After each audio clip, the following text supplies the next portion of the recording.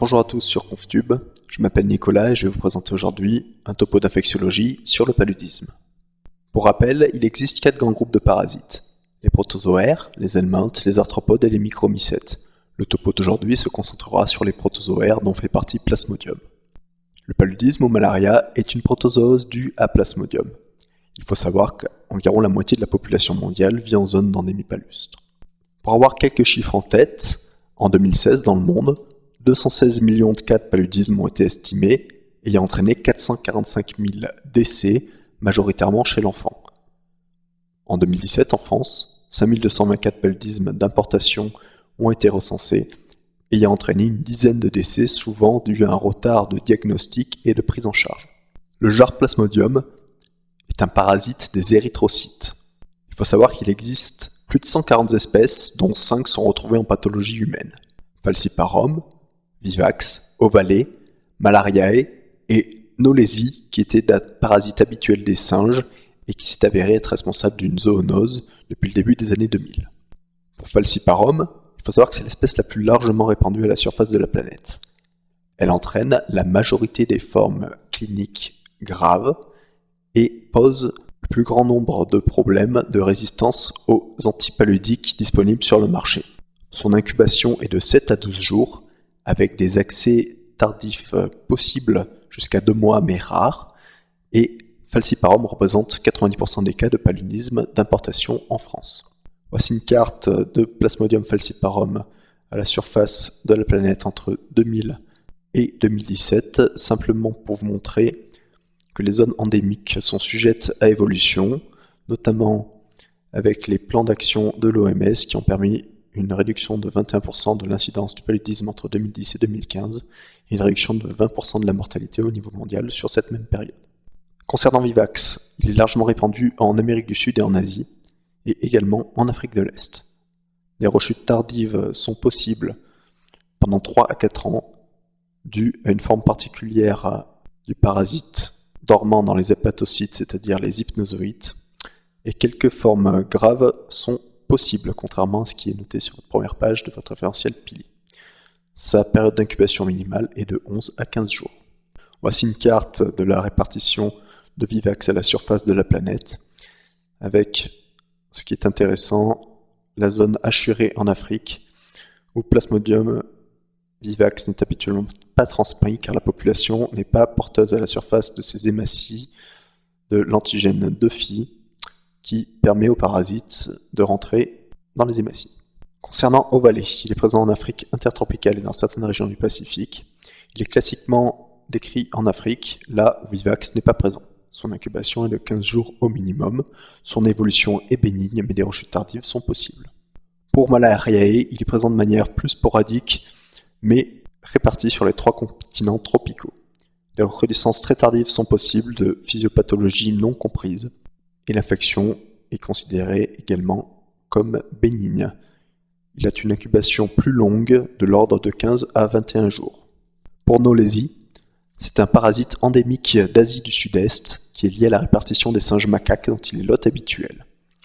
Des formes d'une extrême gravité sont possibles et entre 2008 et 2017, 2 cas ont été identifiés chez les voyageurs en France. Voici une carte de la répartition de Knowlesi en Afrique du Sud-Est, en Asie du Sud-Est, qui est disponible dans votre référentiel de parasitologie.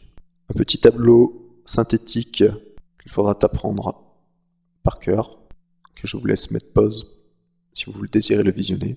Concernant le vecteur de Plasmodium, il faut savoir que la transmission est majoritairement faite par piqûre de moustiques du genre Anophel, dont seule la femelle transmet la maladie, et la piqûre n'est classiquement décrite qu'à partir de la tombée du soleil entre 23h et 6h en zone d'endémie. La phase sanguine du parasite, que nous allons voir plus tard, rend possible d'autres modes de transmission plus exceptionnels, forme congénitale, transfusionnelle, par greffe d'organes ou accidentelle chez les personnels de santé manipulant du sang contaminé. Concernant la physiopathologie du paludisme, on décrit classiquement 2 cycles, un cycle asexué ou schizogonique qui a lieu chez l'homme et un cycle sexué ou sporogonique qui a lieu chez le moustique. Chez l'homme, synthétiquement, l'anophèle femelle injecte le parasite sous forme de sporozoïte. Le parasite se multiplie lors d'une première phase dans les hépatocytes, c'est ce qu'on nomme la schizogonie hépatocytaire, qui dure 1 à 2 semaines, c'est-à-dire la phase d'incubation. Et le parasite se développe ensuite lors d'une seconde phase dans les hématies, avant leur lyse qu'on nomme la schizogonie érythrocytaire. Chez le moustique, la fécondation des formes mâles et femelles, ou leur fusion plutôt, conduit à la production de nouveaux sporozoïtes qui gagneront les glandes salivaires du moustique. Concernant le cycle intrahépatique chez l'homme, donc le moustique sur le schéma pique la peau, injectant des sporozoïtes qui sont injectés en sous-cutané, puis rapidement captés par la circulation sanguine et lymphatique, qui gagne le foie.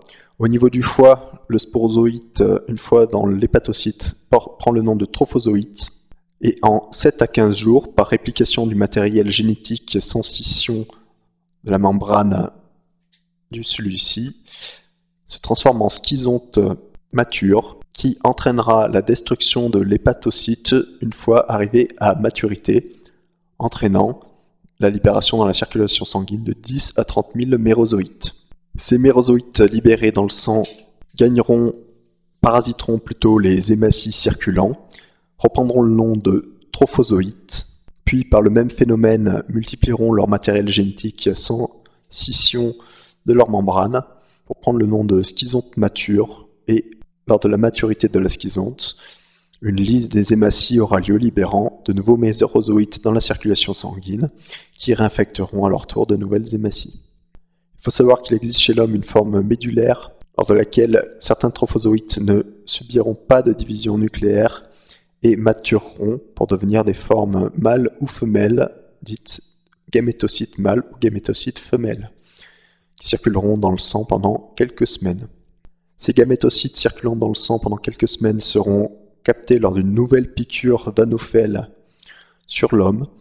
Les gamétocytes mâles et femelles fusionneront dans la lumière de l'estomac du moustique pour former des ookinettes qui se fixeront sur les cellules pariétales gastriques, formant des oocystes. La multiplication du matériel génétique du parasite entraînera la formation de nouveaux sporozoïdes qui, lors de la lyse de l'oocyste, gagneront les glandes salivaires du moustique, et le cycle pourra ainsi être répété lors d'une nouvelle piqûre de moustique. Concernant la physiopathologie, la conséquence de l'infection palustre sur les organes au niveau sanguin sont l'anémie par éclatement des hématies lors de la schizogonie intra-érythrocytaire que nous avons vu ci-dessus. Il faut savoir que les protéines plasmodiales libérées lors de l'éclatement des hématies participent à la fièvre en agissant comme des pyrogènes. Au niveau splénique, la rate séquestre et détruit les hématies parasitées en participant donc au contrôle de la parasitémie, mais aggravant paradoxalement l'anémie. Et au niveau hépatique, il faut savoir que la lyse des hépatocytes ne produit aucune inflammation et passe inaperçue, car en fait, moins de 100 hépatocytes sont infectés lors de l'injection initiale des sporozoïtes par l'anophèle. Concernant la physiopathologie des accès graves, elle fait intervenir en fait une adhérence des hématies parasitées à l'endothélium vasculaire des tout petits capillaires au niveau des organes d'intérêt, et parallèlement, elle fait intervenir une cascade de cytokines entraînant une forte inflammation. Pour la cytoadhérence, elle repose sur l'interaction entre les récepteurs endothéliaux, donc des vaisseaux qui interagissent avec les protéines parasitaires exprimées à la surface des hématies parasitées, ou CNOPS. Le récepteur plasmodial à retenir est le PFEMP1, qui interagit avec le récepteur principal endothélial ICAM1. La cytoadhérence est également amplifiée par le phénomène de rosette, c'est-à-dire l'agglutination d'hématies saines autour des hématies parasitées favorisant l'obstruction capillaire. Concernant la part des cytokines, le TNF-alpha joue un rôle essentiel et donc à retenir, car il participe à la fièvre et à l'œdème cérébral et son élévation est directement corrélée au pronostic de la maladie. Voici, juste pour illustrer le phénomène d'obstruction capillaire, une coupe de capillaires cérébraux montrant bien l'agglutination des hématies et l'obstruction du lit vasculaire, expliquant donc les troubles de conscience, notamment lors du neuropaludisme. Je vous remercie pour votre attention pour cette première vidéo et vous souhaite bon courage dans vos révisions et à bientôt pour la suite du sujet concernant le paludisme.